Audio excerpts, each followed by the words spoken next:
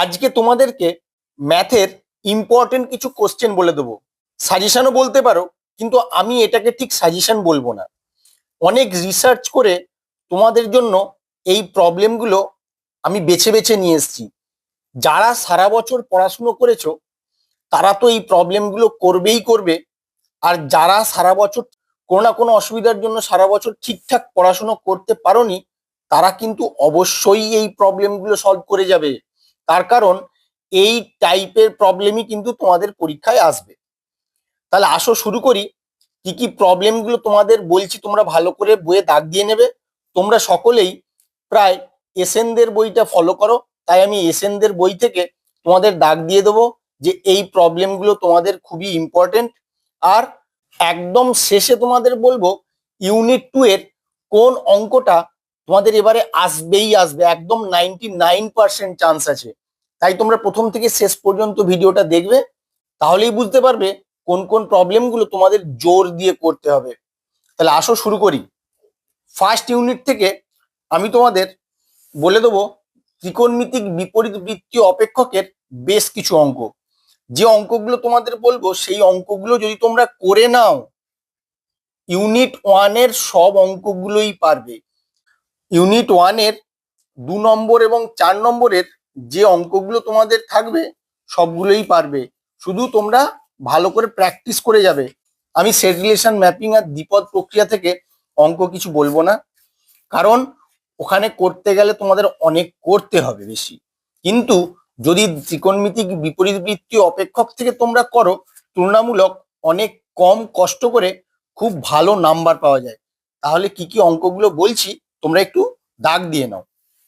উদাহরণ 19, তোমাদের নতুন বইয়ের সঙ্গে হয়তো উদাহরণ নাম্বারটা না মিলতে পারে, তোমরা অঙ্কটা দেখে রাখো, বইয়ে তোমরা মার্ক করে নেবে। উদাহরণ 20, উদাহরণ 22, উদাহরণ 23, উদাহরণ 24, 26। 26-এর অঙ্কটা তোমরা স্টার মেরে রাখবে, এটা খুব ইম্পর্টেন্ট তোমাদের এবারে। উদাহরণ 29। এরপরে এক্সারসাইজের কিছু অঙ্ক তোমাদের বলে দিই।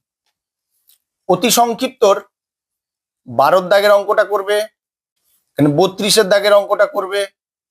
আর সংক্ষিপ্ত উত্তরধর্মীর তোমরা 30 দাগের 1, 2 আর 31 দাগের 1, 2 ভালো করে করবে। আর দীর্ঘর কি কি করবে তো দেখে নাও।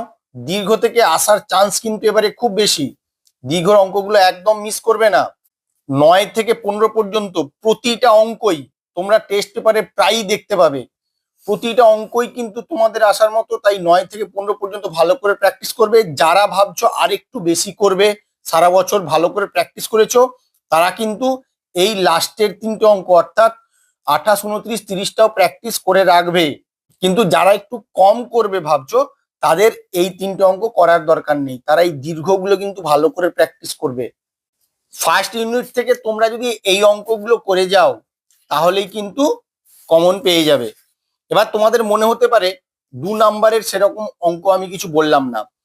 আমি তোমাদের সংক্ষিপ্ত এবং দীর্ঘর যে অঙ্কগুলো বললাম এবং এক্সাম্পলের যে অঙ্কগুলো বলেছি সেই অঙ্কগুলো যদি তোমরা ভালো করে প্র্যাকটিস করে নাও, সেগুলো করার জন্য যে কনসেপ্ট কাজে লাগবে সেই কনসেপ্ট দিয়েই কিন্তু তোমাদের 2 নম্বরের যে অঙ্কগুলো হয়ে যাবে।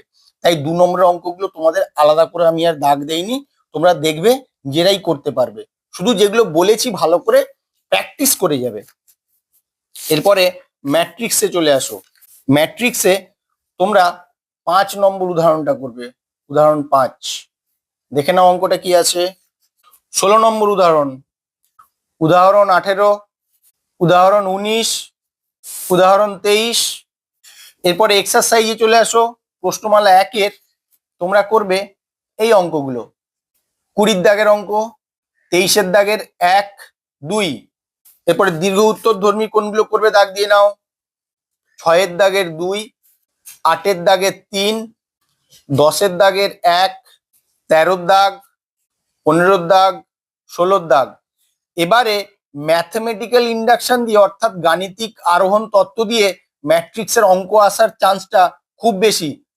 তাই তোমরা 15 আর 16 এই দুটো অঙ্ক খুব ভালো করে প্র্যাকটিস করে যাবে, কারণ ম্যাট্রিক্সে গাণিতিক আরোহণ তত্ত্ব দিয়ে যে প্রমাণ করার যে অঙ্কগুলো তোমরা এবারে খুব ইম্পর্টেন্ট হিসাবে ধরে রাখতেই পারো। আর একটা দাগ দাও, এখানে 19। এর পরের চ্যাপ্টারে চলে আসো, যে কোন কোন এক্সাম্পল গুলো এবং কোন কোন এক্সারসাইজের অঙ্কগুলো আমি বলছি। পেজ নাম্বার 156, তোমাদের কত নম্বর পেজে তোমরা দেখে নেবে এই অঙ্কটা। এই প্রমাণটা ভালো করে প্র্যাকটিস করবে। উদাহরণ 4-এর অঙ্কটা আর 6-এর অঙ্কটা। উদাহরণ 6, উদাহরণ 11, এখানে এক্সাম্পল 22, উদাহরণ 28। এরপর এক্সারসাইজ 2B এর কোন অঙ্কগুলো করবে একটু দেখে নাও। এখানে 11, এখানে 4, 12, 17। তোমাদের প্রথমেই যে বলেছিলাম যে লাস্টে বলবো, ভিডিওর শেষে বলবো, যে অঙ্কটা তোমাদের আসার 99% চান্স আছে, প্রশ্নমালা 2C এর ক্র্যামার্স রুলের যে অঙ্কগুলো, ক্র্যামার্স রুলের অঙ্কগুলো তোমরা যদি প্র্যাকটিস করে যাও, বেশি নয়, আমি দুটো থেকে তিনটে অঙ্ক বলছি, এই দুটো তিনটে অঙ্ক তোমরা প্র্যাকটিস করে গেলে অবশ্যই তোমরা কমন পাবে। 6-এর দাগ, 8-এর দাগ আর 9-এর দাগ, এই তিনটে অঙ্ক তোমরা শুধু প্র্যাকটিস করো, তাহলেই দেখবে তোমাদের ক্র্যামার্স রুল সম্বন্ধে সুন্দর আইডিয়া হয়ে গেছে এবং যে কোনো অঙ্ক দিলে তোমরা অবশ্যই করতে পারবে।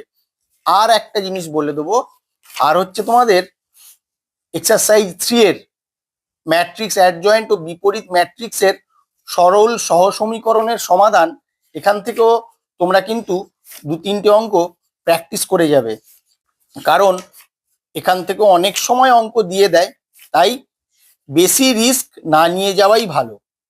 ম্যাট্রিক্স বিপরীত পদ্ধতির প্রয়োগে প্রতি ক্ষেত্রে সমীকরণগুলি সমাধান করো। এই যে 6-এর দাগের দুটো অঙ্ক তোমরা করবে, 4-এর দাগ আর 6-এর দাগ, এই দুটো টাইপই তোমাদের মেন আছে। বাকি যে অঙ্কগুলো আছে এই দুটো টাইপ করলে বাকি অঙ্কগুলো এমনিই পেরে যাবে। তাই তোমরা বলছি ভালো করে এই অঙ্কগুলো করে যাবে, করে গেলে তোমরা পরীক্ষায় অবশ্যই কমন পাবে এবং খুব সহজেই করতে পারবে।